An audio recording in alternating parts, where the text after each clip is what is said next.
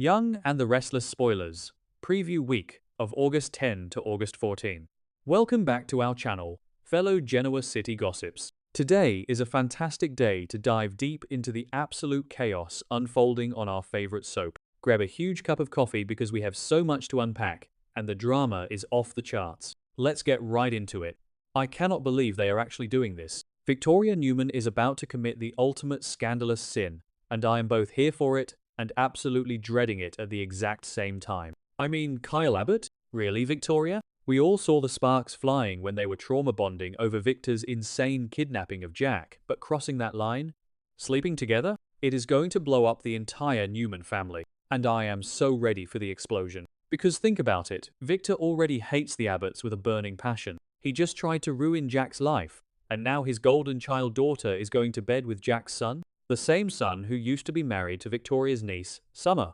The family dinners are going to be awkward. Wait, I'm getting ahead of myself. Let's really look at why Victoria is doing this. She is lonely. She has been working overtime trying to keep the peace between Victor and Nikki, practically parenting her own parents while they plan this ridiculous vow renewal in Venice. She is exhausted. And then here comes Kyle, who is also completely traumatized and vulnerable after Diane was kidnapped and Jack was stabbed. They start sharing secrets. And boom, the clothes come off. But how is Claire going to react? Claire already hates Kyle for his dangerous revenge plots against Victor. If Claire finds out her mother is sleeping with the enemy, it might completely shatter their newly rebuilt relationship. I know some people are loving this pairing because of the sheer shock value, but personally, I think Victoria is playing with absolute fire and she is going to get burned severely. And speaking of new messes, who the heck is Marie Kirkland? Can we talk about this? She is making her official debut on the 10th of August, 2026, and the rumors are swirling that she is going to be tied directly to Nick Newman. Finally, I have been watching this show for years and I'm so incredibly tired of the endless chic and fic merry-go-round. Nick desperately needs fresh blood. He needs a woman who doesn't come with decades of baggage, cheating scandals, and family feuds. Nick just checked out of rehab against medical advice. He hit rock bottom with that terrifying fentanyl hallucination at Crimson Lights. And he is broken. He needs a completely new chapter, and Marie might just be the one to give it to him. But of course, this is Genoa City, so nothing is ever simple. I have a massive suspicion about this Marie Kirkland. What if she is connected to Matt Clark's past? Am I the only one thinking this?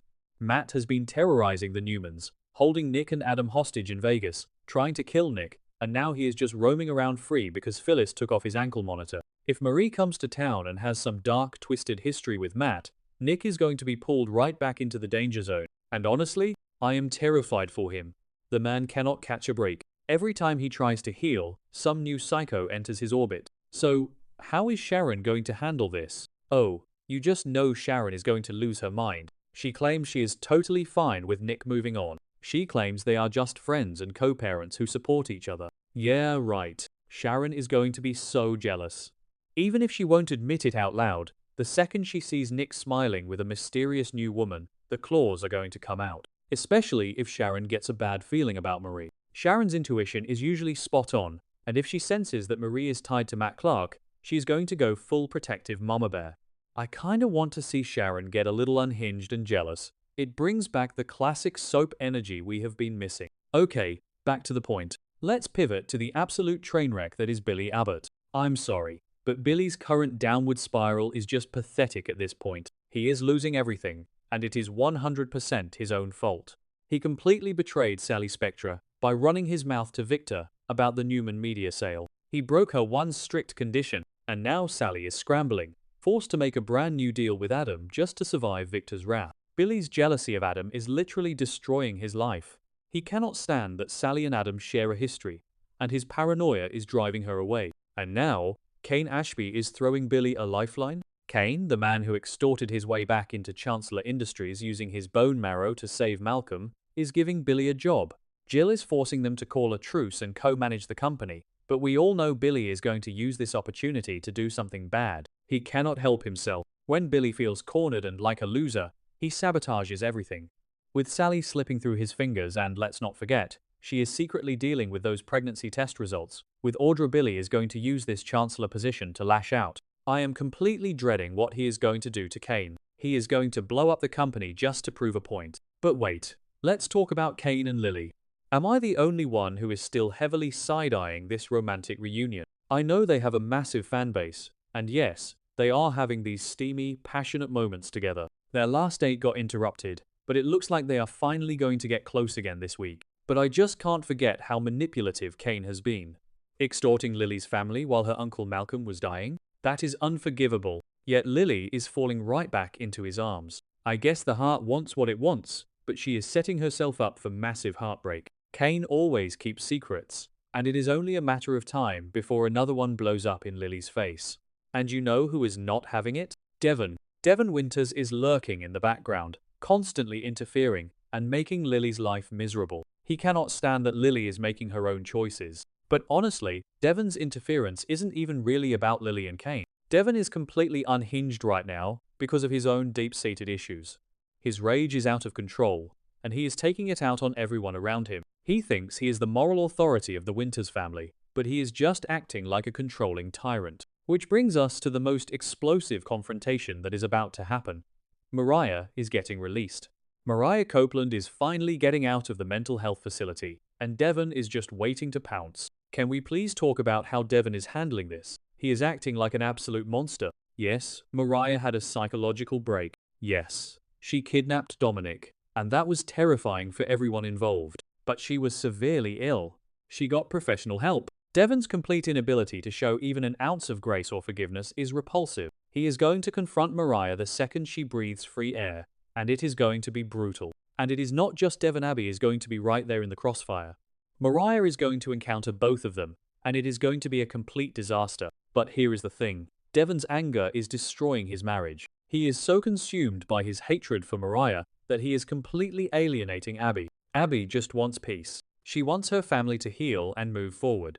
But Devon is snapping at her, shutting her out, and pushing her straight into the arms of Daniel Romalotti Jr. I mean, Abby attended Victor and Nikki's vow renewal all by herself. That is the ultimate red flag. Devon is going to lose his wife because he cannot let go of his grudge against a woman who was suffering from a severe mental health crisis.